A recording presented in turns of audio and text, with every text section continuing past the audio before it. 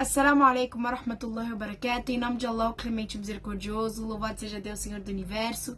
Que a paz e a bênção de Allah esteja com o nosso querido e amado profeta Muhammad sallallahu alaihi wasallam, seus seguidores e seus companheiros até o dia do juízo final. Este é mais um vídeo respondendo perguntas sobre o jejum. Primeira pergunta: usar um adesivo de nicotina afeta o jejum? Não, porque não tem nada a ver com jejum, pois não é uma vacina. Ele não afeta o jejum. Segunda pergunta: é permitido usar protetor labial para quem sofre de desidratação? Sim, é permitido ao jejuador usá-lo para hidratar os lábios. Terceira pergunta: qual é o efeito de usar o endoscópio médico para uma pessoa em jejum? Ele não afeta o jejum, pois é o sólido e não alimenta. Pergunta número 4. Qual é a regra sobre o jejum se substâncias líquidas, por exemplo, gordurosas, forem colocadas no espéculo antes da inserção?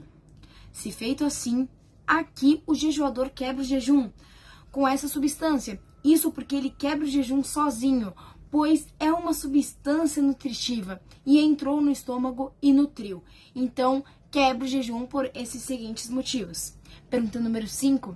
As operações realizadas por laparoscopia invalidam o jejum? Enquanto não chegar ao estômago, não quebra o jejum, porque o que é colocado na ferida não chega ao local da alimentação.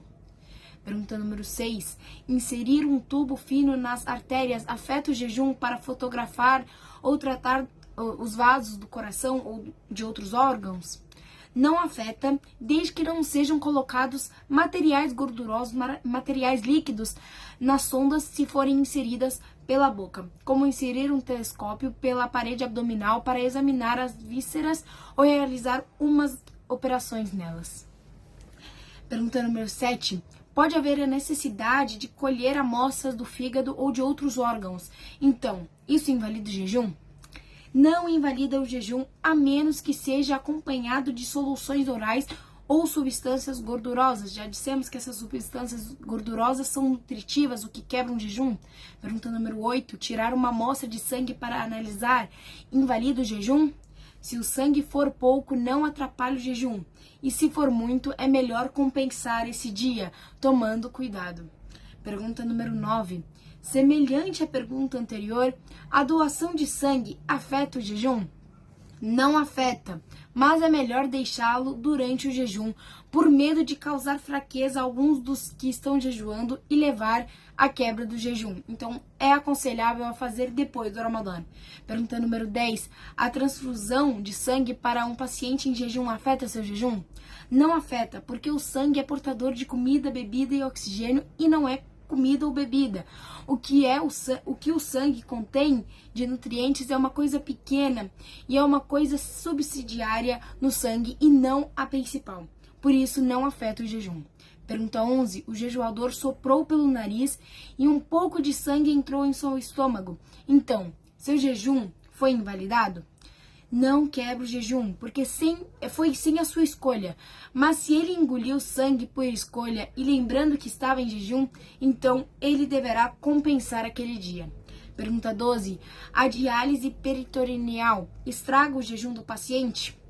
O principal nesta lavagem é o uso de medicamentos que contêm uma porcentagem grande de água, e isso leva ao iftar. Então sim, isso quebra o jejum. Pergunta número 13. O que você diz sobre a ventosa? A regra é diferente para o jejuador, sendo melhor deixar no dia do jejum, então não fazê-la durante o jejum. Pergunta 14. O que significa viagem? É quando uma pessoa viaja para um lugar longe de sua moradia? Pergunta 15. Qual é o oficial legal em viagens? As viagens não foram legalmente determinadas pelo Alcorão e pela Sunna, nem na língua árabe. A referência para determiná-la é aos costumes do povo. Portanto, a descrição não é alcançada até que a pessoa viaje e ultrapasse as fronteiras de seu país.